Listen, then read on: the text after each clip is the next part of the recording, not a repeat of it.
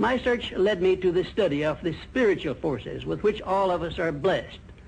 And it was in this field that I came upon a clue which has enabled me to help millions of people to find their earthly destinies. I want to describe my discovery in the simplest terms possible, because it will reveal to you why it is true that whatever the mind can conceive and believe, the mind can achieve, regardless of how many times you may have failed in the past or how lofty your aims and hopes may be. I caught my first fleeting glimpse of the profound law which provides the means by which we may choose our own purpose in life and attain it, while I was being coached by Andrew Carnegie during the organization of the Science of Success philosophy. I had just finished telling Mr. Carnegie that I feared he had chosen the wrong person to give the world the first practical philosophy of personal success because of my youth, my lack of education, and my lack of finances. Well, at this point, Mr. Carnegie delivered a lecture that I shall never forget, because it changed my entire life and paved the way for my helping to change the lives of millions of people, some of them not yet born. Let me call your attention to a great power which is under your control, said Mr. Carnegie, a power which is greater than poverty, greater than the lack of education, greater than all of your fears and superstitions combined. It is the power to take possession of your own mind and direct it to whatever ends you may desire.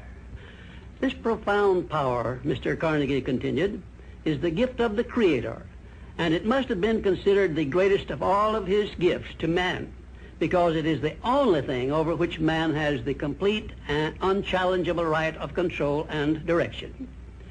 When you speak of your poverty and lack of education, Mr. Carnegie explained, you are simply directing your mind power to attract these undesirable circumstances, because it is true that whatever your mind feeds upon, your mind attracts to you.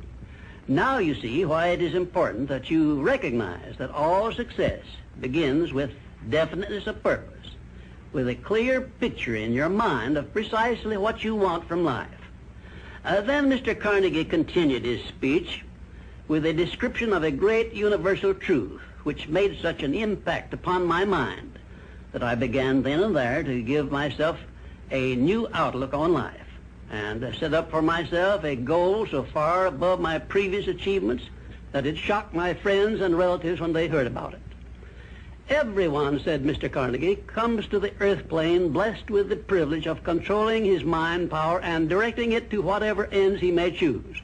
But, he continued, everyone brings over with him at birth the equivalent of 2 sealed envelopes, one of which is clearly labeled, the riches you may enjoy if you take possession of your own mind and direct it to ends of your own choice. And the other is labeled, the penalties you must pay if you neglect to take possession of your mind and direct it. And now let me reveal to you, said Mr. Carnegie, the contents of those 2 sealed envelopes. In the one labeled riches is this list of blessings. 1, sound health. 2, peace of mind.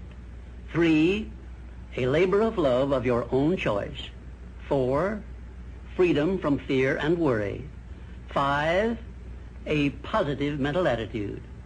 6, material riches of your own choice and quantity.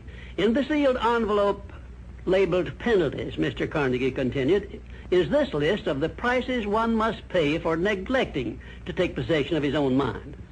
1, ill health. 2, fear and worry. 3, indecision and doubt. 4, frustration and discouragement throughout life. 5, poverty and want. 6, and a whole flock of evils consisting of envy, greed, jealousy, anger, hatred, and superstition. Now, my mission in life is to help you and everyone who needs my help to open up and use the contents of the sealed envelope labeled riches. And the starting point from which you must take off if you wish to write your own ticket from here on out for the remainder of your life, I will describe for you in these simple instructions. 1, procure a neat pocket-sized a notebook, or something on the order of this one here, loose leaf affair.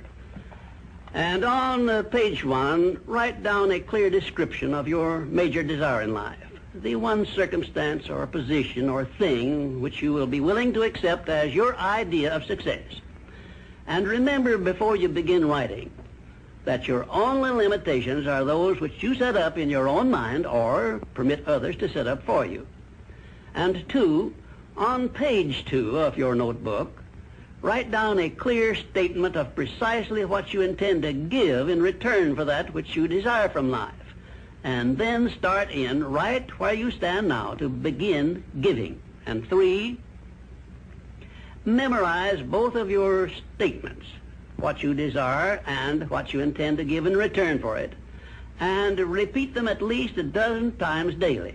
And always end your statements with this expression of gratitude for the blessings with which you were gifted at birth. I ask not, O divine providence, for more riches, but more wisdom with which to accept and use wisely the riches I received at birth in the form of the power to control and direct my mind to whatever ends I desire. If you are not too successful or self-satisfied to accept and express this profound prayer, if you accept it and express it in the same spirit of humble sincerity in which I pass it on to you, a new and a better world will reveal itself to you. A world in which you will see reflected the circumstances and the things which you yourself have created. And now let me close this, our first visit, with my favorite expression of gratitude.